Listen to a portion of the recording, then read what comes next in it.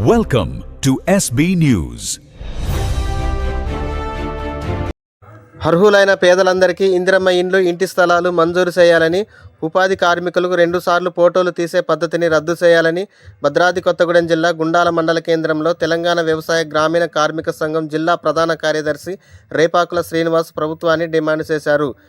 గుండాల మండల కమిటీ తోలెం గోపి ఆధ్వర్యంలో ZP high school నుండి ఎంపీడీఓ కార్యాలయం వరకు కార్మికులతో ప్రదర్శన నిర్వహించారు.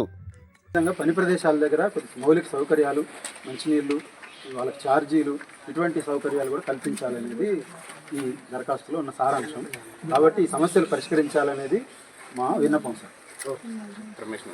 ఇకపోతే సార్ ఇంకొక అంశం ఏంటంటే, ఇక్కడ ఎవరైనా టెంట్ వేయాలని చెప్పాల్సిన అవసరం లేదు. చట్టంలో రాసి ఉంది. పని ప్రదేశంలోకి ఇప్పటికీ 4-5 సార్లు మేము వెళ్ళాము, 4-5 రోజులు బట్టి.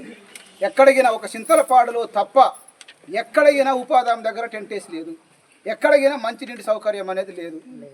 మెడికల్ కిట్కినా ఎక్కడ లేనటువంటి పరిస్థితి ఉన్నది. అందరికీ గడపారాలు లేవు. మీరు ఇచ్చే రూల్స్ ప్రకారం గ్రామ పంచాయతీ ఆఫీసులో గడపారాలు ఉన్నాయి, పారలు ఉన్నాయి, తట్టలు ఉంటా ఉన్నాయి. అంటే ఎవరి కోసం ఉన్నాయి? పనిచేసేటోడికి గడపార లేదు, తట్టలేదు. పంచాయతీ ఆఫీస్కి కాడికి పోతున్నాం, అక్కడ పార ఉంటామని తట్ట ఉంటుంది.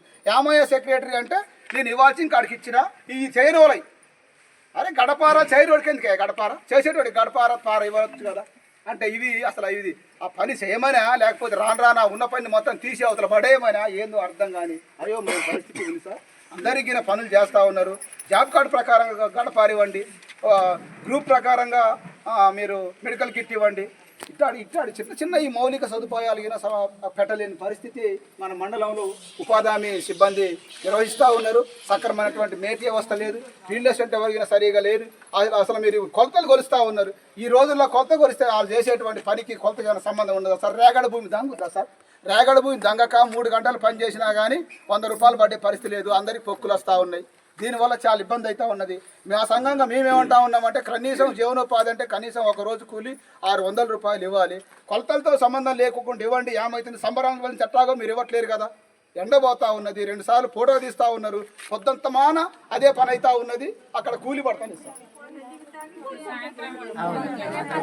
మీరు కొలిసే కాడికి వస్తే నా రూల్స్ మాట్లాడుతూ ఉన్నారు. వేతనం కాడికి వస్తాక నాకు ఇచ్చే పరిస్థితి లేదు. ఇవన్నీ చట్టంలో లేవు కదా సార్. ఎట్లా దాన్ని ఎట్లా అర్థం చేసుకోవాలి?